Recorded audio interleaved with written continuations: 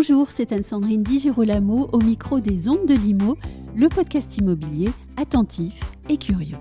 Vous le savez peut-être, je suis absolument fascinée par ceux qui créent et qui sont capables de faire sortir de terre un immeuble innovant et moderne, respectueux de l'environnement et esthétiquement abouti. C'est le cas de Terra, un immeuble de bureau qui va nous être raconté, expliqué, décrypté par Ghislaine Seguin, directrice générale déléguée chez Nexity Immobilier d'entreprise. Ghislaine Seguin, bonjour. Bonjour Anne-Sandrine. Nexity a livré il y a peu un immeuble important à bien des égards. Il est nommé Terra. Il se situe en Occitanie.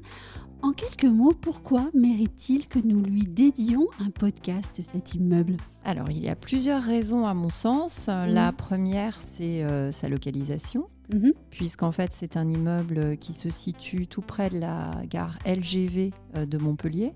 Donc, il est dans un de ces nouveaux quartiers qui se construisent autour souvent des gares LGV. Le tramway va arriver pour desservir la gare. Donc, on est vraiment sur un emplacement qui permettra de relier Montpellier aux autres villes de France d'une manière tout à fait aisée.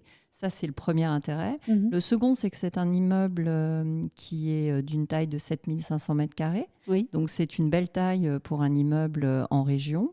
Et puis, c'est un immeuble en bois. Oui. Que nous avons réalisé en bois. Alors, vous savez que Nexity est le premier promoteur en France au regard des opérations en bois qui sont réalisées. Donc, celui-ci en est un parfait exemple. Et ce dont on est très fiers aussi, c'est que d'ores et déjà, cet immeuble, il est vendu et il est aussi occupé à sa livraison. Oui, c'est finalement un immeuble qui est représentatif du savoir-faire de Nexity, au fond. Tout à fait. C'est un immeuble qui est très représentatif de notre savoir-faire. C'est un projet que nous avons gagné dans le cadre d'un concours. On l'a gagné avec un architecte qu'on connaît bien, qui est Architecture Studio, Marc Lehmann. On a déjà fait un très beau projet avec lui aussi en bois qui s'appelle Palazzo à Nice. Et nous avons gagné ce concours. Nous nous sommes associés avec deux promoteurs. Donc l'un, c'est Air Nouvelle, qui est aujourd'hui donc Equance, filiale de Bouygues, très investi dans tout ce qui est énergie renouvelable. Et un autre promoteur, Cyrus Pégase, qui est local. Donc le contact local Cyrus Pégase, le contact énergie renouvelable qui est Air Nouvelle, et puis Nexity qui vient faire la synthèse, je dirais, avec notre savoir-faire, et puis aussi le fait qu'on travaille avec des investisseurs et des utilisateurs partout sur le territoire. Et puis aussi, c'est un immeuble qui est idéalement placé, vous l'avez dit, au cœur d'un réseau de transport très abouti, y compris sur la question des pistes cyclables d'ailleurs. On parle beaucoup de la question de l'emplacement en immobilier. On comprend aussi, grâce à ce type de projet, que désormais, quand on construit, on fait attention à tout, et surtout à la proximité avec les transports, de sorte que l'usage soit réellement pérenne. Alors oui, dans notre métier, en immobilier d'entreprise, l'accès, il est toujours extrêmement primordial. Oui. C'est ce qui fait le succès d'une opération pour nos clients, pour les utilisateurs, parce qu'il faut absolument être connecté. Aujourd'hui, on ne parle que de connexion. Donc on est connecté dans l'immeuble, et l'immeuble est lui-même connecté à son environnement. Jusqu'à la piste cyclable.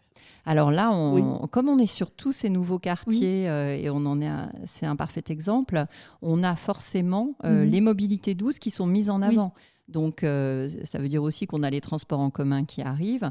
Et puis, on a effectivement ces pistes cyclables qui permettent de relier le centre de Montpellier. C'est aussi le plus grand immeuble en bois d'Occitanie, je crois que vous l'avez dit il y a un instant. Il a été réalisé avec des matériaux en circuit court. On sait que les modes constructifs évoluent beaucoup en ce moment. Sur le circuit court, par exemple, c'était là une des volontés fortes de Nexity que d'imposer et de pratiquer le circuit court. Alors, nous essayons toujours de travailler avec des entreprises qui sont au plus près en termes locaux. Oui. Ici, pour cet immeuble, nous avons travaillé avec une entreprise qui s'appelle Pyrénées Charpente. Donc, on comprend à son nom où elle est localisée. Et c'est une entreprise qu'on utilise pour tous nos projets qui sont situés soit dans le sud-ouest, soit dans le sud de la France. Et on apprécie beaucoup son travail parce qu'il y a beaucoup de choses qui sont conçues, fabriquées en usine et puis ensuite livrées sur le site, ce qui est un énorme avantage en termes aussi de nuisance de chantier, de rapidité. Et on a effectivement toujours cette volonté de favoriser le circuit court dans l'approvisionnement du bois à la base, puisqu'on cherche au maximum à être approvisionné sur du bois qui soit français, soit européen, et puis dans l'utilisation des savoir-faire locaux. Quels sont les retours d'expérience d'un chantier comme celui-là, notamment sur le circuit court, mais pas seulement ? Alors, le retour d'expérience, c'est que ça s'est bien passé. Alors, en plus, ce chantier, il avait une complexité particulière dans la mesure où nous sommes situés dans un ensemble de 4 bâtiments. Et ces bâtiments sont reliés par un sous-sol commun. Oui. Donc, les 4 promoteurs, nous avons dû nous mettre d'accord pour réaliser le sous-sol en même temps. Et puis ensuite, chacun a monté son bâtiment. Donc ça, c'est quelque chose qui était une gageure. C'était aussi un vrai challenge pour nous. Ça nous a beaucoup intéressé de travailler cet aspect-là. Oui, parce qu'en fait, c'est un beau projet à la fois technique, mais aussi humain, au fond. De toute façon, tous nos projets, et moi particulièrement, c'est ce que j'apprécie dans ce métier, ce sont toujours des aventures humaines. Puisqu'on commence à travailler avec un aménageur qui nous appelle à candidater sur un projet. On doit monter une équipe, donc les architectes, les bureaux d'études. Et là, on a constitué un partenariat avec 2 autres promoteurs. Donc, on a vraiment des personnalités qu'on doit accorder. Tout le monde doit travailler ensemble. On va construire des relations. Alors, parfois, tout n'est pas rose et merveilleux. Donc, on a aussi des difficultés à surmonter. Et il faut qu'on arrive à les surmonter ensemble. On a parfois eu des discussions avec nos associés sur ce dossier. L'important, c'est qu'on arrive à trouver un consensus pour continuer à avancer, faire ce qui est un beau projet. Et puis, on a eu la chance d'identifier très tôt un investisseur qui est un de nos clients récurrents. Donc là aussi, des histoires humaines, des relations qui se construisent. C'est le groupe Atlan. Et on a positionné un locataire avec lequel on avait déjà fait une opération, nous, à Bordeaux, le groupe Flexo. Donc, vous voyez que tout ça est un vrai tissu humain qui, de mon avis, est passionnant. Justement, en parlant de l'humain, c'est un immeuble aussi qui prête grandement attention au bien-être des usagers. On le voit, il y a des loggias, des cœurs d'îlots, des espaces extérieurs, des lieux de vie et de rencontres. C'est un immeuble extrêmement riche pour la vie. Construire un immeuble comme celui-là, c'est au fond devoir observer de près les évolutions des usages et des besoins du monde du travail pour proposer le lieu idoine, en fait. Tout à fait. Et dorénavant, et ça fait déjà de nombreuses années qu'on s'intéresse beaucoup à ce qui se passe dans les immeubles. Et sur cet immeuble-là, c'est assez emblématique parce qu'effectivement, les boîtes qui sont en façade, qui donnent beaucoup d'attrait à la façade, ce sont aussi des lieux de rencontre, puisque ce sont des loggias où les locataires vont pouvoir aller. On sait bien qu'il y a des fumeurs, donc ils vont probablement fumer leur cigarette à cet endroit, mais ils pourront aussi aller prendre l'air, discuter, etc. Et puis, on a Flexo qui est venu s'installer dans cet immeuble, qui va pratiquer une activité de coworking et de bureau opéré. Ça commence déjà à se remplir et il est plutôt très satisfait des débuts. Et il a apprécié dans l'immeuble la possibilité d'aménager de manière très différente et diverse les espaces. Parce que lui, il a besoin d'avoir des salles de réunion, il a besoin d'avoir des petits bureaux pour certains de ses locataires, et il a aussi besoin d'avoir des espaces qui vont être plus vastes et qui vont être opérés par des sociétés qui vont positionner peut-être une dizaine de salariés. Donc, il nous a dit, quand on a visité ensemble, que c'était vraiment une des choses qui les avait convaincus sur ce bâtiment. Ça doit être d'ailleurs passionnant de travailler avec quelqu'un comme Flexo pour envisager le bureau d'après, au fond. Oui, c'est passionnant. Oui. C'est passionnant de travailler avec, surtout quand... nous, on est dans l'immobilier, mais finalement, quand on travaille avec des gens comme Flexo, il n'y a pas que la dimension immobilière, on est vraiment sur de l'usage. Alors, chez Nexity, nous avons aussi nos propres filiales de coworking qui sont Hiptown, qui intervient aussi beaucoup en région, et Morning. Et c'est vrai que ce qui est très intéressant, c'est d'échanger sur l'exploitation d'un bâtiment. Et on sait qu'on va de plus en plus vers un modèle de promoteur exploitant. Puisqu'on on ne s'arrête pas à construire un bâtiment. On doit ensuite voir comment il va être exploité, comment ça va fonctionner. Et c'est ça qui intéresse Nexity, c'est de rester présents sur l'exploitation. Est-ce que vous travaillez d'une manière particulière cet aspect recherche ou observation du monde du travail, organisation des entreprises ? Oui, alors on travaille parce qu'on a une équipe d'études et de conception qui est au sein de mes équipes. On a aussi un service de recherche au sein du groupe qui travaille beaucoup sur ces sujets et qui nous amène beaucoup d'informations. Et on fait partie d'associations professionnelles aussi, notamment l'association des directeurs immobiliers, dans laquelle on est un membre assez actif. Et nous, en interne, on fait remonter beaucoup des ressentis de nos locataires et de nos investisseurs pour savoir ce qu'ils recherchent, la manière dont ils s'installent. On fait beaucoup de clés en main pour des PME, donc ça, c'est très riche. Parce que quand on travaille avec une PME, ce ne sont pas des professionnels de l'immobilier, donc on va s'approprier leur cahier des charges et on va faire un objet immobilier qui correspond. Et ça, c'est très riche d'enseignement pour nous. Et c'est de l'enseignement que nous conservons, que nous transmettons et que notre cellule qui réfléchit à la conception travaille pour qu'on puisse le proposer spontanément sur d'autres projets.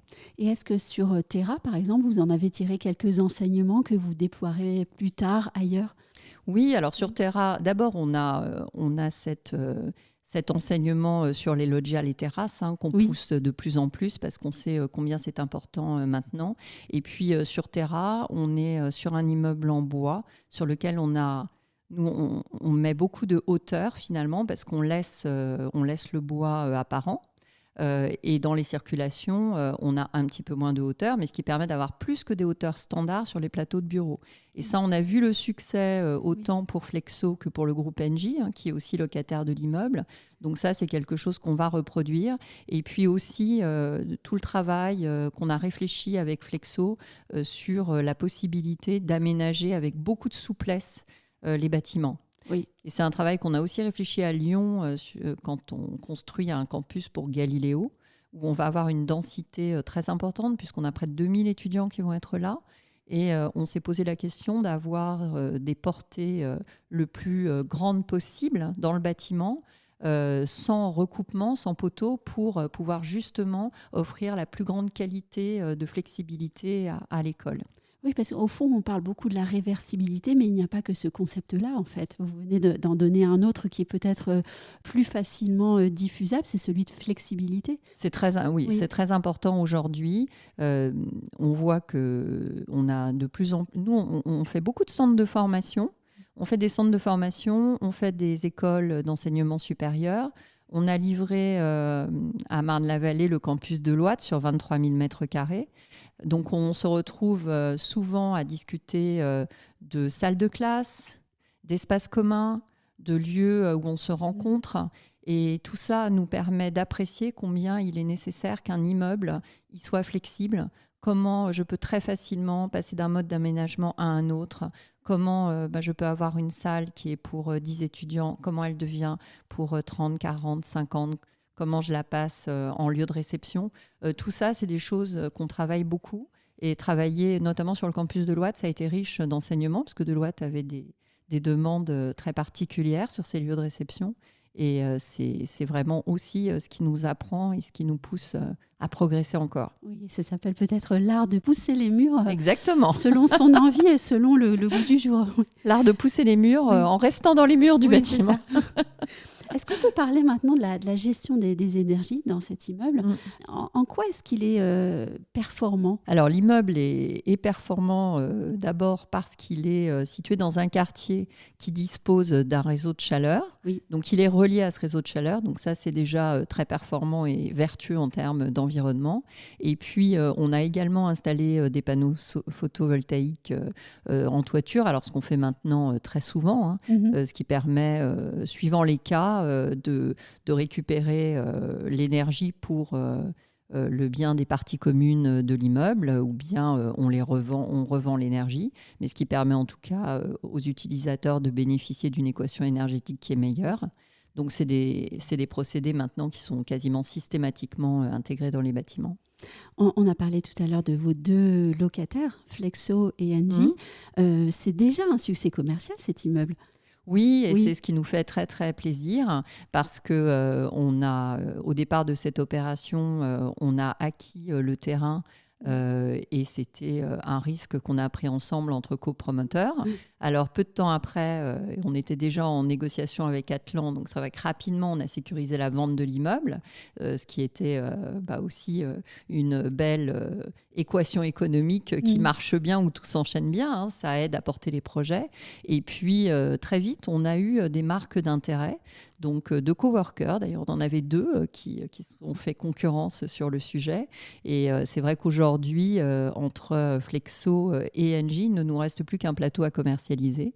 Donc, on peut dire qu'il vient juste d'être livré, cet immeuble. Donc, c'est une très belle réussite commerciale. Oui, un très, très beau succès qui s'allie à un succès esthétique aussi. J'aimerais qu'on termine ce podcast en évoquant l'esthétique de cet immeuble qui me semble absolument abouti.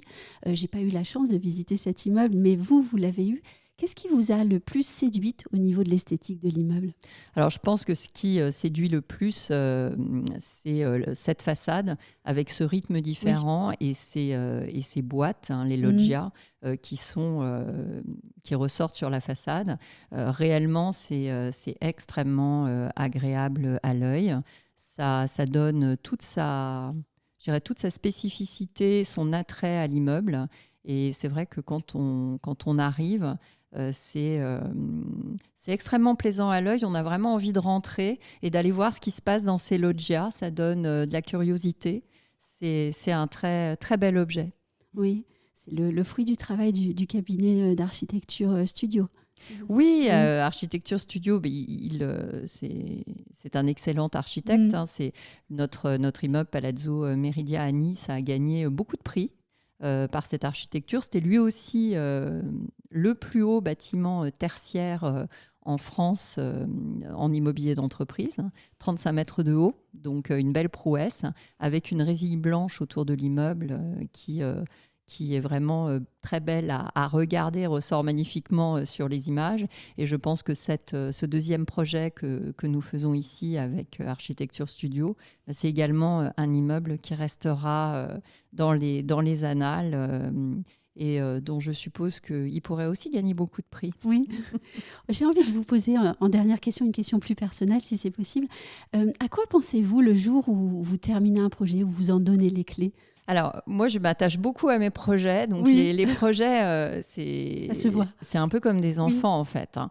Donc, mon plus grand plaisir, c'est de commencer un projet et puis de voir les choses se construire et de le voir à la fin. Ça, je trouve que c'est magique. Parce qu'en fait, au départ, on a un terrain, on commence à travailler, il y a plein de difficultés. Notre métier, c'est quand même un temps long. Donc, finalement, ça prend au moins 4 à 5 ans. Du moment où on répond à un appel d'offres au moment où on va livrer l'opération. Mais c'est vrai que quand ce bâtiment qu'on a vu en perspective, on a regardé les plans, on s'est posé plein de questions et on le voit à la fin, voilà, il est là, il est réalisé et c'est vraiment une sensation d'aboutissement. Pour moi, c'est toujours magique. Et je dois avouer que quand on vous voit sur les photos de la visite de l'immeuble, on le ressent, ça. Vous êtes extrêmement fière de votre travail et heureuse d'être là, de voir l'objet abouti.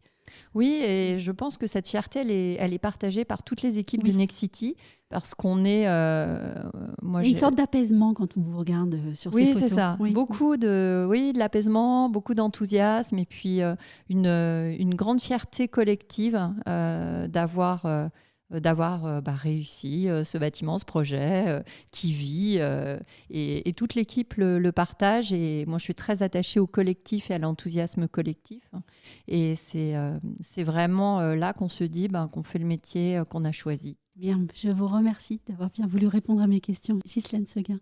Merci beaucoup Anne-Sandrine. Merci.